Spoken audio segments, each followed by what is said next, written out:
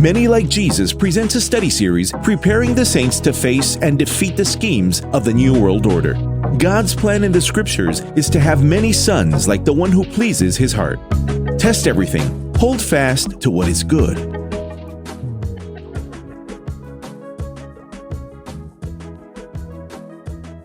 Beloved in Yeshua, beloved in Jesus.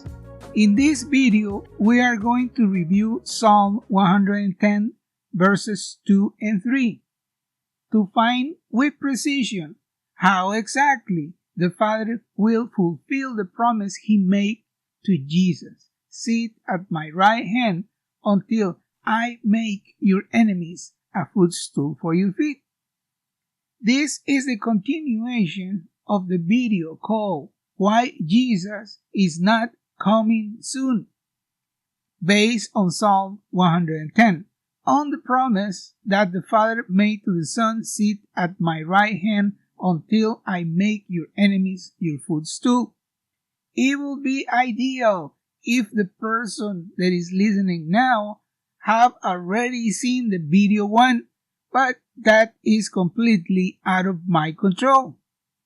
Now, here I have Psalm 110 on the screen, and we are going to read verse 1, and then we are going to jump immediately for the reading of verse 2. I'm using the Revised Geneva translation. The Lord said to my Lord, sit at my right hand until I make your enemies your footstool. Verse 2. The Lord shall send the rod of your power out of Zion. Be ruler in the midst of your enemies. Your people shall come willingly at the time of assembling. Your army in holy beauty. The youth of your womb shall be as the morning dew. Please note the forerunner, the person who's carrying out the fulfillment of the promise in verse 1, the person who is promoting, who is, so to speak, executing the fulfillment of verse 2 is God Himself. The verse say it right there. Yahweh will send from Zion. So we see clearly that is the Father Himself who is working to fulfill the promise to His Son. In other words, this verse is giving us the key on how the Father is going to fulfill the promise of verse 1 and how He is going to make the enemies the footstool of Jesus. Yahweh will send from Zion the rod of your power. Please note that the purpose is for Him, for Jesus to dominate in the midst of His enemies. In other words, this is the way the Father is going to achieve that purpose. Let's slow down in verse 2 that contains many very precious things. Where do we see a verse in Scriptures that contains the same concept in relation to Zion? We find a related expression in Romans chapter 11, verses 25 and 26, reading in New King James Bible. For I do not desire, brethren, that you should be ignorant of this mystery. Please note, there is a mystery. Lest you should be wise in your own opinion. That blindness in part has happened to Israel until the fullness of the Gentiles has come in. And so all Israel will be saved, as it is written, the deliverer will come out of Zion, and He will turn away ungodliness from Jacob. This text is revealing a couple of things. In verse 25 we find that there is a mystery. The mystery contains two things. One is the blinding of Israel, and the other one is the fullness of the Gentiles coming into Israel's family. We will come back to this list in verse 25 momentarily, but remember, what is it that we are looking for in this passage? We are looking for scriptural key words in relation to Zion to correlate with the expression in Psalm 110, verse 2, saying, Yahweh will send out of Zion the rod of your power. Let's see in verse 26, right here in Romans 11, is right there on the screen. And so all Israel will be saved as it is written. Other versions read, and in this manner Israel will be saved as it is written. The Apostle Paul is explaining and giving us clues on how Israel will be saved. But note that Israel's salvation will come from Zion when it says that the deliverer will come out of Zion, and he will turn away ungodliness from Jacob. And in Psalm 110 and verse 2, we saw that it says that the Lord will send from Zion the rod of your power, the power of Jesus. God himself, Yahweh, will send from Zion the rod of the power of Jesus. Listen carefully. That is related because he says right there, the deliverer, in Romans says, the deliverer will come from Zion who will remove iniquity from Jacob. Now, if you notice there, the verse where we read the deliverer will come from Zion, what does it say before verse 26? Well, at the beginning of verse 26, it says, and then all Israel will be saved. And how is Israel going to be saved according to this verse? Just as it is written, with a deliverer coming from Zion. The words at the beginning of verse 26 are very important. When is Israel going to be saved? It says right there on verse 26. I am indicating it right there on the screen. And so all Israel will be saved. Not the expression, and so, or as other versions read, in this manner is that Israel will be saved.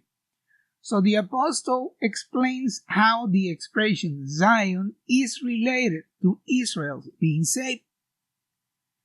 What must happen before the deliverer comes from Zion? In this text in Romans, we have what must happen before the deliverer comes from Zion. It is right there on the screen. It said at the end of verse 25, listen carefully, until the fullness of the Gentiles has entered, and then all Israel will be saved because a deliverer is coming from Zion. What does that mean? Well, that means that first, the prophetic season must be fulfilled for the fullness of the Gentiles to have entered the family of Israel. That has to be fulfilled or accomplished first. And that has not happened. We already studied that in Revelation 10, verse 7 in the previous video. That's why I was wanting for everybody who's listening to review the previous video first. When is the entrance of the fullness of the Gentiles going to be completed according to this verse? I'm going to read it because this is a very important point. Please note, I'm going to use the key word in verse 25, mystery. The Apostle Paul is explaining that there is a mystery in the blindness of Israel and in the fullness of the Gentiles coming in to the family of Israel. So the key word here is mystery. And now I'm going to link that to the same word in the book of Revelation, chapter 10. That mystery of the entrance of the fullness of the Gentiles is described in Revelation chapter 10 and verse 7 and appears right there on the screen. I read as follows. But in the days when the seventh angel is to blow his trumpet, the mystery of God will be fulfilled, as he announced it to his servants the prophets. Look closely, brother. The seventh angel. What is the seventh angel? Which is that trumpet? It is the last trumpet of the seven trumpets. And the Apostle Paul says that is when the transformation happens. In 1 Corinthians, he says that is when the transformation of the believers happens. That is when the resurrection happens. That is when the ascension of the believers to a new spiritual level happens. In 1 Corinthians chapter 15, we are going to read it momentarily, but it says that it will be at the last trumpet, which is the trumpet we are reading in Revelation chapter 10 and verse 7. And we read the verse 7 again. But in the days when the seventh angel is to blow his trumpet, listen carefully, the mystery of God will be fulfilled as he announced it to his servants the prophets. Please note that it says that the mystery of God will be completed, and we just read the mystery of God in Romans chapter 11 and verse 25, where it speaks of the mystery of God, which consists in the blindness of Israel and the entrance of the fullness of the Gentiles to Israel's family. We read that when he begins to sound the trumpet, which is the seventh trumpet, the mystery of God will be consummated. Look carefully to what that means. The blindness of Israel will end. Listen carefully. The blindness of Israel will end when the fullness of the Gentiles has come into the family of Israel. And then, and only then, Israel will be saved. Because after this seventh trumpet, according to the scriptures in Romans, the deliverer will come from Zion to fulfill what we are reading in Psalm 110 and verse 2, that Yahweh will send from Zion the rod of your power to rule in the midst of your enemies. Now, going back to Romans 11 and verse 25, which is right there on the screen, is talking about the mystery. He says that the mystery is that a blinding in part has come to Israel. The text says that the mystery is that a blinding in part has come to Israel. Now, what is that blinding? What is that talking about? That simply is that the Jews, the Israelites, are blind and cannot see Jesus as the Messiah. That's the blindness. They cannot see Jesus as the Messiah. But pay attention to what it says. I am pointing it right there on the screen. That blindness in part says, until what? What does that expression until mean? Until what? That until that moment, the blinding or the hardening of Israel, the hardening of heart of Israel will continue. It says that until the fullness of the Gentiles has entered, that is, when the fullness of the Gentiles is complete, then the veil will be removed and the hardening or the blinding of Israel will end. The blinding will end when they see the Messiah manifested in the 144,000. I am planning to explain this a little bit more, but I'm just giving you a panoramic view. The blinding of Israel, which is a mystery, it will end when the fullness of the Gentiles has entered to the family of Israel. And when the entrance of the fullness of the Gentiles is completed, is finished, then Israel will be saved according to these scriptures. This is not my opinion, brethren. I am just emphasizing what the text is telling us. And how is Israel going to be saved? As the text is saying, as it is written. And how it is written? That the liberator or the deliverer is going to come from Zion, who will remove the iniquity from Jacob. The mystery is a blinding of Israel. That blinding will end when the entrance of the fullness of the Gentiles is completed, is fulfilled. And that mystery will be completed as we read there in Revelation 10 and verse 7, when the seventh trumpet sounds, which is the same last trumpet that Paul mentions in 1 Corinthians chapter 15 and verse 52. So that is giving us a key in this study of Psalm 110:2, because this verse says that the liberator, the deliverer, will come from Zion. When is the deliverer going to come from Zion? When the blinding of Israel has ended, after the mystery of the entrance of the fullness of the Gentiles has ended. And then, with the sounding of the seventh trumpet, the deliverer will come from Zion. What is that telling us? The text is telling us that this is going to happen after the seventh trumpet. That, my friend, is a very important point. I am making now a small parenthesis of something else that is in my heart and that this passage revealed to us. Listen very carefully to what I'm going to tell you.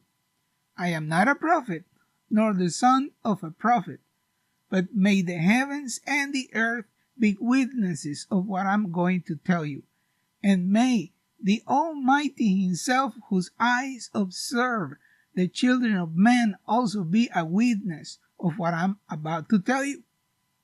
Any effort today to restore Israel before the prophetic fulfillment of these studies does not come from God.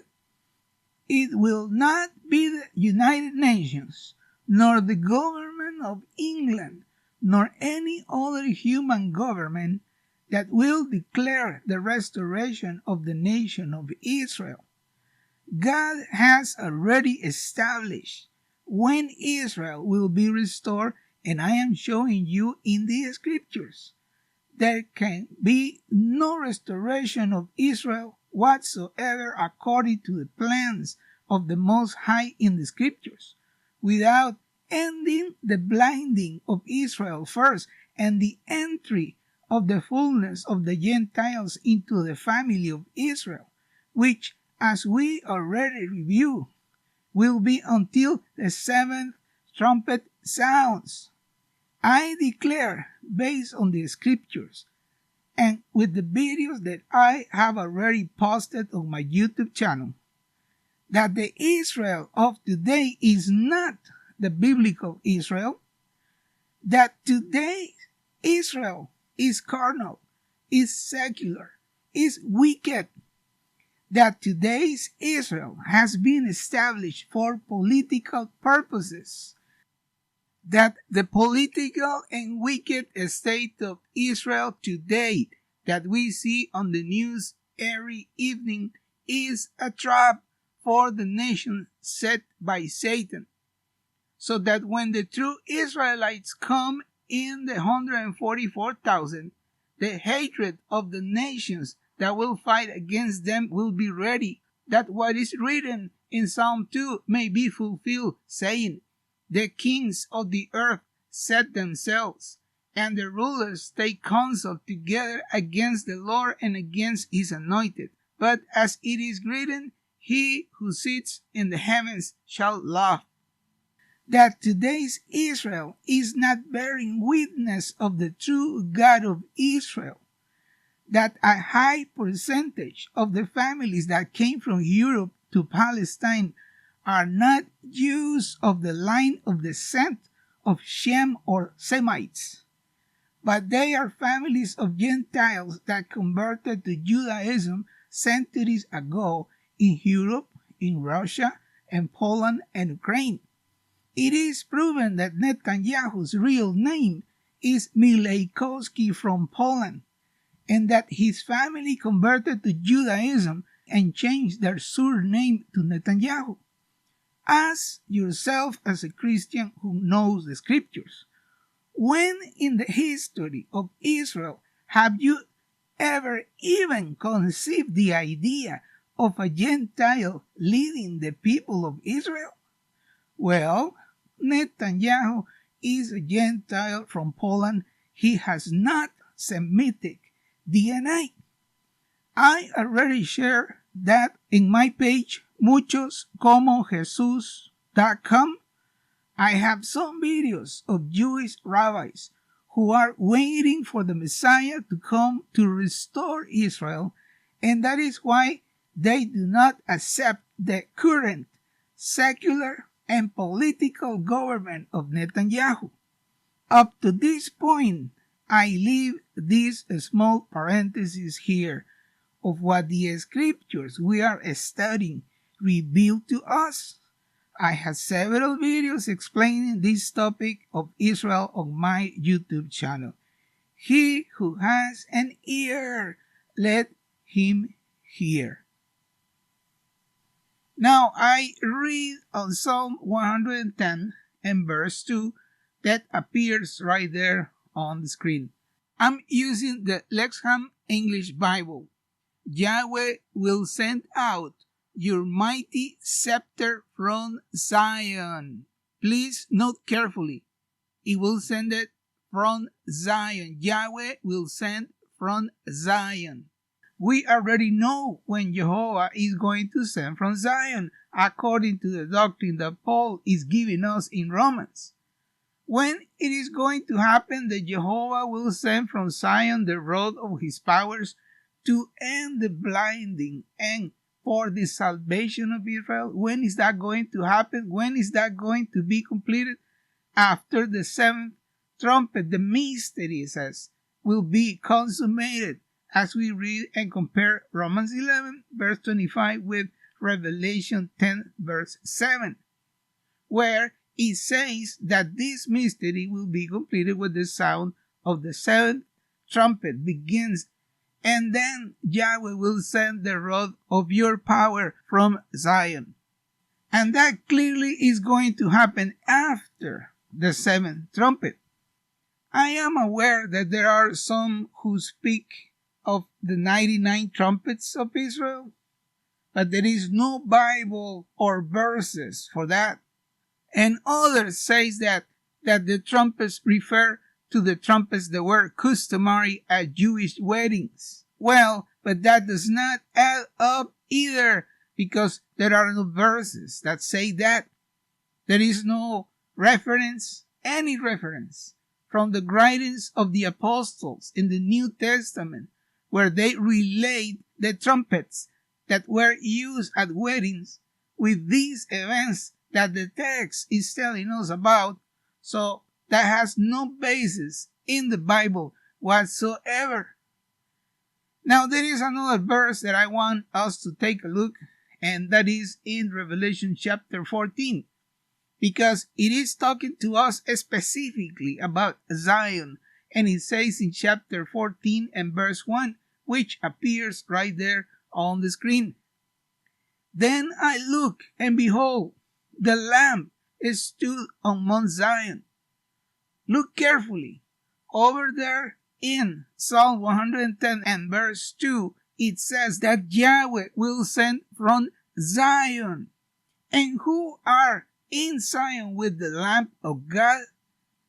This verse reads, the Lamb was standing on Mount Zion, and with him 144,000 who had his name and his father's name written on their foreheads. The Psalm 110 verse 2 is saying that Yahweh will send from Zion. And in this verse, he is saying that there are 144,000 with Jesus on Mount Zion. Listen very carefully. under the light and context of the whole Bible spectrum. That is undeniably impossible for these 144,000 Jews not to be Christians in order to be with Jesus in Mount Zion. Nobody who is not transformed to his image, to the image of Jesus, will be there.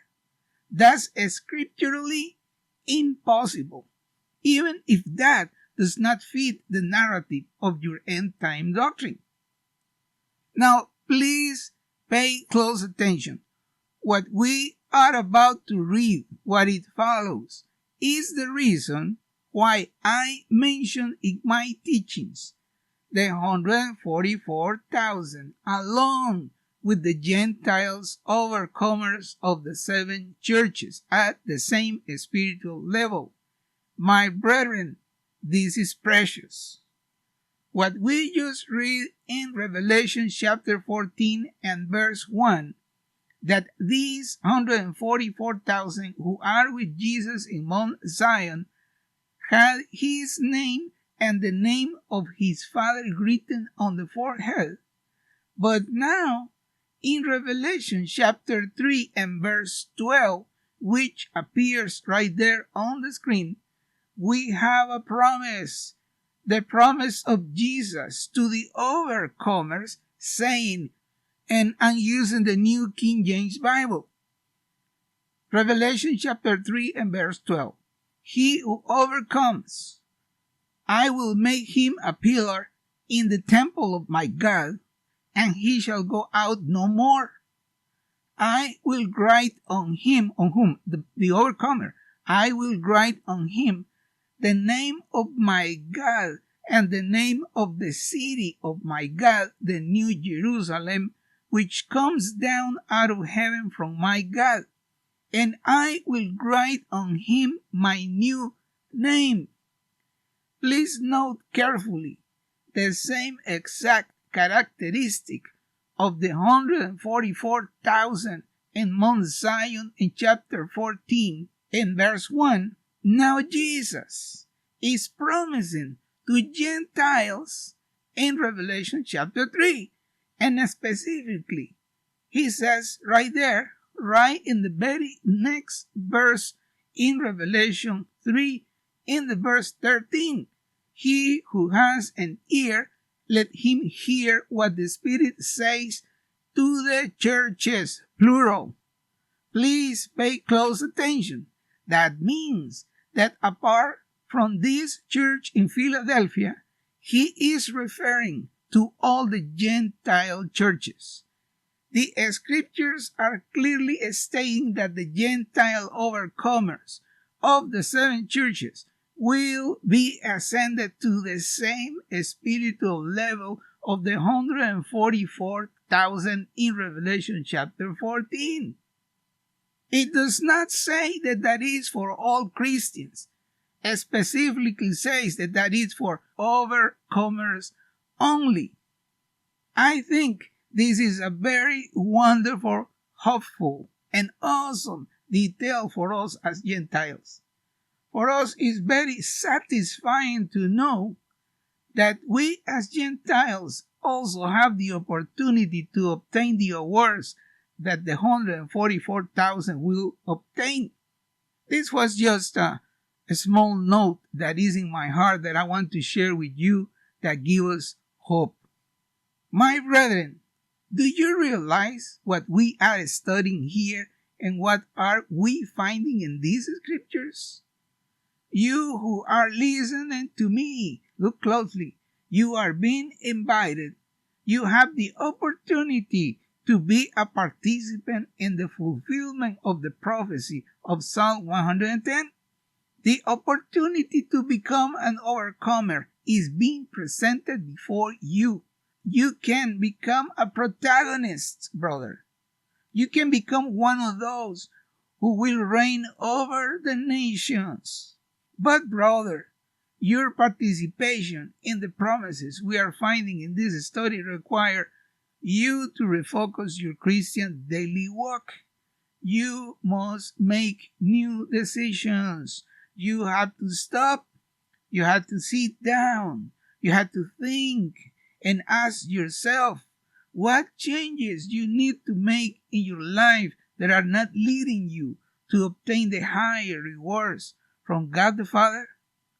Is your Christian path not even considered to become to the likeness of the Son of God? In your Christian path, you are not including to learn how to listen to the voice of the Father for guidance. Rather, an extraordinary privilege is being placed before you to become like Jesus and achieve these very rewards that are being presented to the entire body of Christ. But these things are for the brave. They are for those who decide in their hearts to become one of those children who please the heart of the Father. Are you going to be someone who is going to help solve this world mess? If you join this army, you will join many who are being prepared in the Lord's highest purposes to bring permanent change to this world in chaos. We can see that Jehovah, Yahweh, is going to send the rod of power of Jesus from Mount Zion. In other words, if you want to participate in this army, you had to be a candidate to be found on Mount Zion. As the Psalms said, by example, the Psalm 24, who will be in your holy mountain? Who will climb your holy mountain? So the sooner, the better you learn how to hear the voice of the Father in your heart and then go and do what the voice is telling you to do. I am preparing another video which explains how to conquer your corruption with God's incorruption. That probably is going to be in the next video. Now, as for the rod or the scepter of Psalm 110 verse 2, which Yahweh himself will send as the rod of power to overcome Jesus' enemies over the nations, we have several verses that I am about to share with you. We already saw in Revelation chapter 2 and verse 26 and 27, which appears right there on the screen, and he who overcomes and keeps my works until the end, to him I will give power over the nations. He shall rule them with a rod of iron. Who? He just said it right there. The overcomers. He shall rule them with a rod of iron. He shall rule the nations. Jesus is talking about the overcomers in certain way. It's not precisely Jesus who is going to rule over the nations. He is going to do it through the overcomers. That's why he's saying here, he shall rule them with a rod of iron. They shall be dashed to pieces like the potter's vessels. As I also received from my Father, the authority he received from the Father, he's going to give it to the overcomers. We have here overcomers receiving from Jesus himself a rod of iron or a scepter to rule over the nations with the same authority Jesus received from the Father.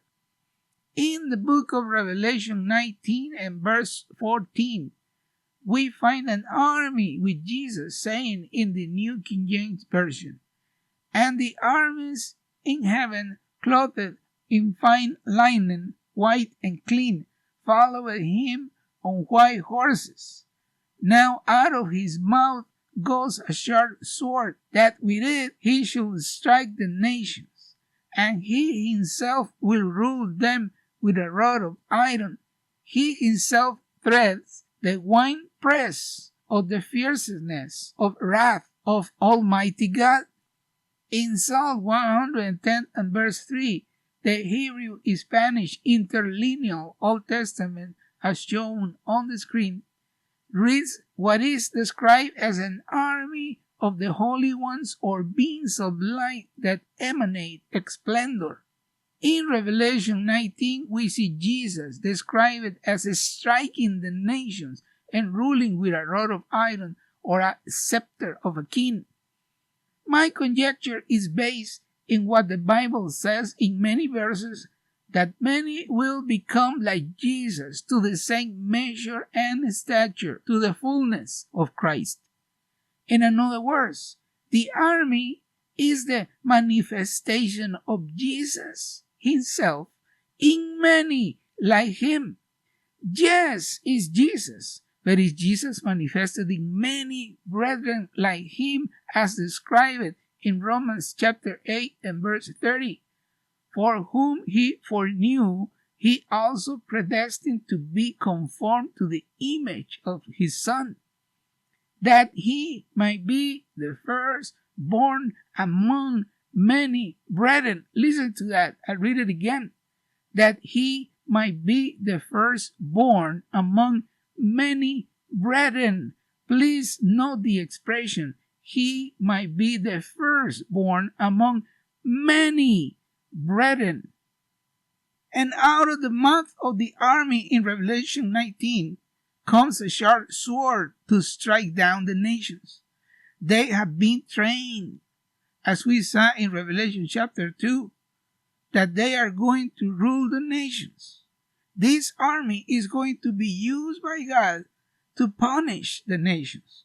Jesus in this army manifested and many like him, who have authority that was granted to them by Jesus himself to rule over the nations with a rod of iron, as we review in Revelation chapter 2 verses 26 and 27. Brethren, that is directly related to Psalm 110 verse 2, where Yahweh himself will send the rod of your power, the power of Jesus from Zion. Look carefully, brother.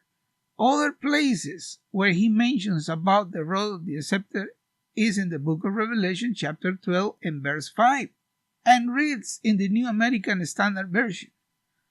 Revelation chapter 12 and verse 5. And she gave birth to a son, a male, who is going to rule all the nations with a rod of iron. And her child was caught up to God and to his throne. Later I will explain more in relation to the woman in this verse. Right now I am only going to mention it, but there is a lot of disputes among Christians today. Some argue that is referring to the church, others that is referring to Israel. As I mentioned, I will explain in another video, because there is another possibility for the interpretation of this verse in Revelation 12 that we are not considering. So the question is, if the woman in chapter 12 of Revelation is Israel or is the church? Well, according to my studies, and I say I will explain later, it's both. Is Israel and is the church. I will explain later. I will make another video for that. But in my studies, I haven't found one plan for the church and another for Israel as a separate entities. We just review that there are characteristics in the 144,000 in chapter 14 of Revelation that are also given by Jesus himself to the churches in Revelation 3. So even when God has plans that include a physical restoration of Israel as a nation, those plans are not independent from the Church of Jesus Christ. We will review that later. Now, we have a woman giving birth to a son that will rule the nations. Pay close attention to those expressions, key words. My conjecture, with enough scriptures, is that who is born is Jesus. But now, is not a little Jesus born in a manger 2,000 years ago, but is a mature Jesus, born as an adult according to the Greek and manifested in many like him, who have become to the measure of the stature of the fullness of Christ. That's the very moment when the overcomers will be ascended to a new spiritual level. Therefore, we have three passages already in the book of Revelation that are linking a rod of iron to rule over the nations. with the church and with 144,000 of the children of the house of Israel as part of a single church and not as an independent entity. So we have the three passages that we just mentioned. We have a rod of iron to rule the nations in Revelation chapter 2. We have a rod of iron to rule the nations in chapter 19, the army that is coming with Jesus. And we have the rod of iron to rule the nations mentioned in Revelation 12. That is Jesus himself, but is now manifested in many like him. I will explain that later. There is a lot of Bible for that. Now, and Psalm 110 verse 2 says, Yahweh will send from Zion the rod of your power, and with it he will dominate over the enemies, over the nations, over the principalities. That is very clear. So we see in these passages the rod of iron ruling over the nations through overcomers, through the 144,000 who are going to be born to the measure of the stature of the fullness of Christ.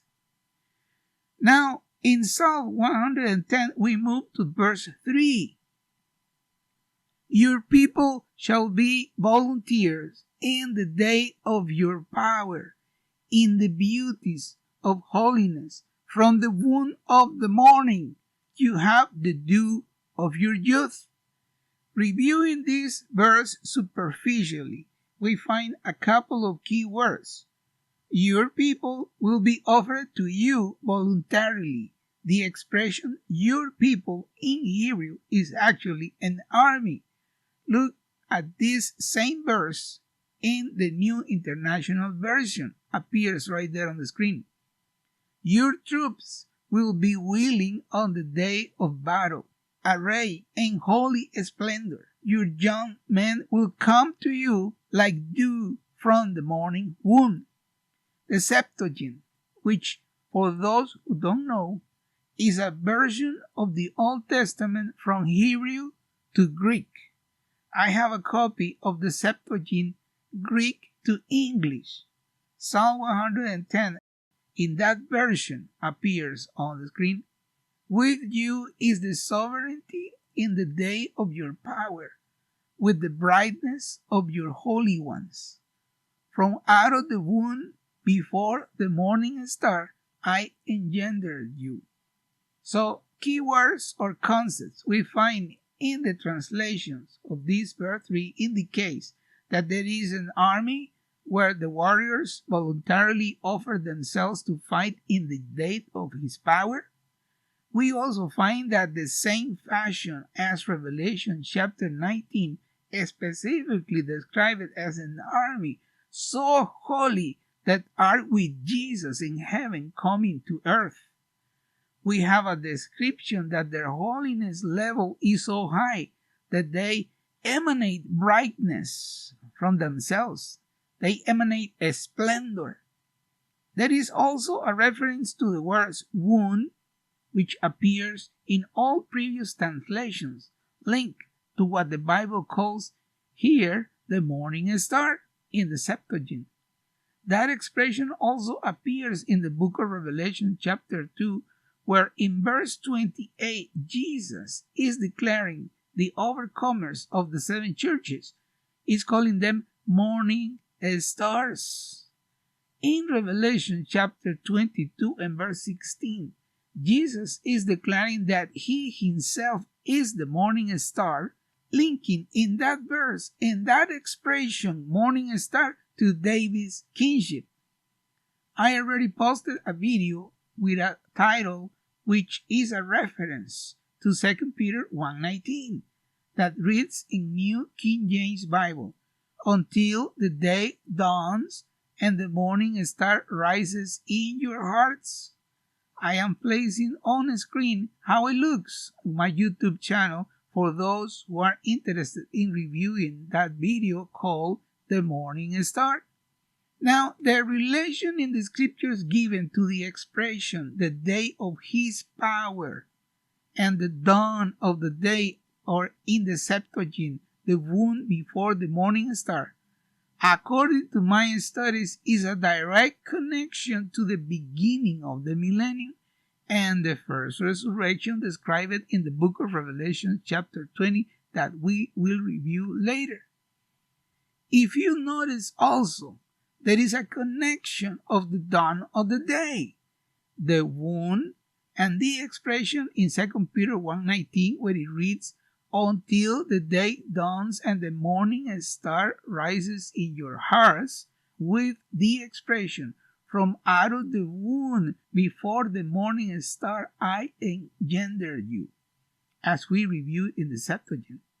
So there is definitely a connection between the key words, birth, the womb, I engender you, and the dawn of the day, the morning star, and the dew from the morning's womb, which undoubtedly is linked to the Old Testament where the prophecy indicates sons being born, and also the New Testament where a son is born out of the womb of a woman in labor pain, specifically to rule over the nation with a rod of iron, through the overcomers of the seven churches and the 144,000 whom are united as a single church in Yeshua HaMashiach.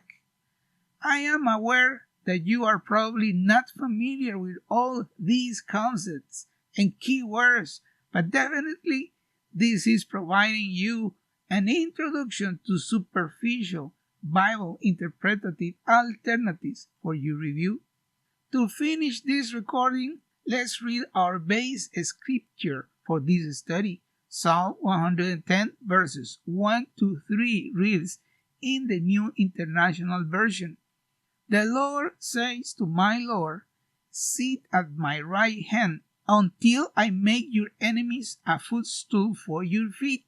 The Lord will extend your mighty scepter from Zion, saying, rule in the midst of your enemies.